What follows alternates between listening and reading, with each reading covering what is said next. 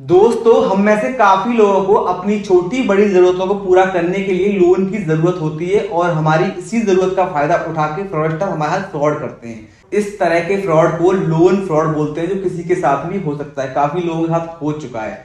तो आज के इस वीडियो में आपको बताऊंगा कि आप लोन फ्रॉड से कैसे बच सकते हैं और आप किस तरह से एक जेन्युइन जगह से लोन ले सकते हैं। दोस्तों, अगर आपकी क्रेडिट हिस्ट्री अच्छी नहीं है या फिर आप अपनी क्रेडिट की लिमिट को पूरा कर चुके हैं तो ऐसे में लोन लेना आपके लिए आसान बात नहीं है। ऐसे में कोई भी रेपुटेड बैंक या एनबीएफसी आपको लोन देने में हिचकिचाएगा, लेकिन फ्रॉडस्टर आपको कॉल करके कहते हैं कि आपको हम लोन दे रहे हैं, आपको थोड़ा सा पैसा जमा करना पड़ेगा और आपको अच्छा खासा लोन मिल जाएगा और अच्छे ब्याज दरों पर मिल जाएगा। तो ऐसे में काफी लोग उनके झांसे में आ जाते हैं, क्योंकि उनको लोन की जरूरत तो होती है और थोड़ा बहुत पैसा वहां पे दे देते हैं। तो ऐसे में उनके साथ हो जाता है फ्रॉड। कभी कभी फ्रॉडस्टर आपसे कहते हैं कि ये वाला एप्लीकेशन डाउनलोड कर लीजिए और इसके माध्यम से आप लोन ले सकते हैं। वो एप्लीकेशन भी फ्रॉड होते हैं। उसमें क्या होता है कि आपकी जो पर्सनल डिटेल होती है उनको कैप्चर कर लिया जाता है, जैसे कि आपके कॉन्टैक्ट डिटेल्स हो गए, उनको कैप्चर कर लिया जाता है। और वो ऐप आपका लोन भी देते हैं तो वो भी 4-5 हजार का लोन देते हैं और आपको वो याद नहीं दिलाएंगे तब तक कि आपकी जो लोन है वो डिफॉल्ट नहीं हो जाए, पेमेंट का जो टाइम है वो निकल नहीं जाए।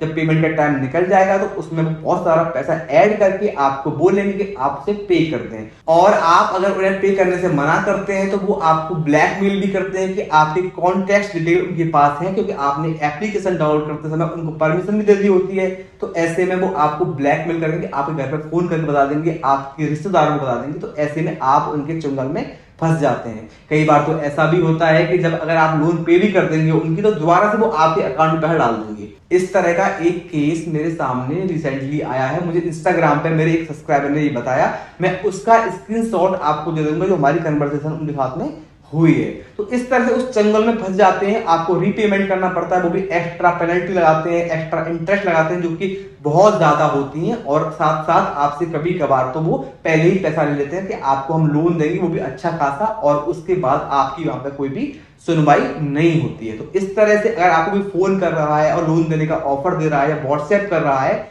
ईमेल कर रहा है, तो आपको सतर्क हो जाना चाहिए कि वो एक जेन्युइन जगह नहीं है जहां से आपको लोन लेना चाहिए। अब सवाल आता है कि फिर हमें अगर लोन की आवश्यकता है तो हम लोन कहां से ले सकते हैं। दोस्तों, लोन लेने के लिए आपका सिविल स्कोर अच्छा होना चाहिए, क्योंकि लोन देने वाली जेन्युइन बैंक होती है या एनबीएफसी होती है, वो आपकी क्रेडिट हिस्ट्री को चेक करती हैं, पूरी तरह से पड़ताल करती हैं आपके डॉक्यूमेंट्स की, उसके बाद ही आपको लोन देती हैं। और जो जेन्युइन बैंक होती है या एनबीएफसी होती हैं, वो आपको प्रेरित करती हैं टाइम से पहले ही उनके लोन को पे करने के लिए, ताकि आप पेनल्टी से बच सकें। और वो कभी भी आपको व्हाट्सएप पे या आपके पर्सनल ईमेल पर लोन की ऑफर नहीं भेजती हैं। अब मैं आपको बता दूं कि लोन लेने की सही जगह आपके लिए क्या हो सकती है। कोई भी बैंक जो कि रेप्यूटेड है, जैसे कि एसबीआई हो गया, और भी जो अच्छे बैंक हैं जो रेप्यूटेड हैं, जिनको आप काफी समय से जानते हैं, आप जानते हैं कि ये यहाँ पे स्थित है, इसमें अगर मुझे कोई दिक्कत होगी तो मैं जाके बात भी कर सकता हूँ। उसी तरह से एनबीएफसी भी होती है, नॉन बैंकिंग फाइनेंशियल कंपनी, जैसे कि बजाज फिनसर्व हो गया।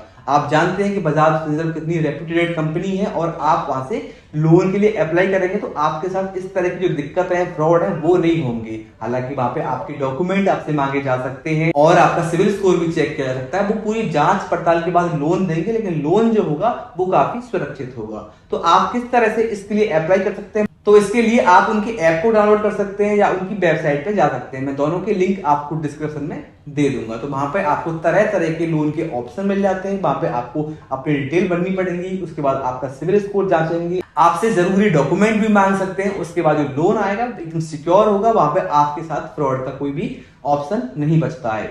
अब मैं आपको फोन की स्क्रीन पर लेके चलता हूं और आपको दिखा देता हूं किस तरह से आप बजाज फिनसर्व के ऐप से लोन के लिए अप्लाई कर सकते हैं, कहां पे आपको ये ऑप्शन मिलेगा, आप कैसे इसको कर सकते हैं।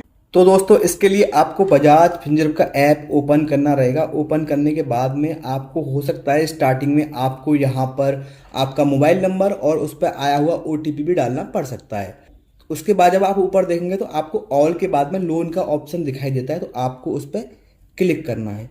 यहाँ पे आप क्लिक करेंगे तो यहाँ पे आपको अलग अलग तरह के लोन दिख जाएंगे, जैसे कि personal loan, business loan, gold loan, इस तरह के काफ़ी लोन आपको यहाँ पे दिख जाएंगे। जिस तरह का लोन आपको चाहिए आप उस पर अप्लाई नाउ कर सकते हैं। मैं यहाँ पर पर्सनल लोन के लिए अप्लाई करने की कोशिश करता हूँ।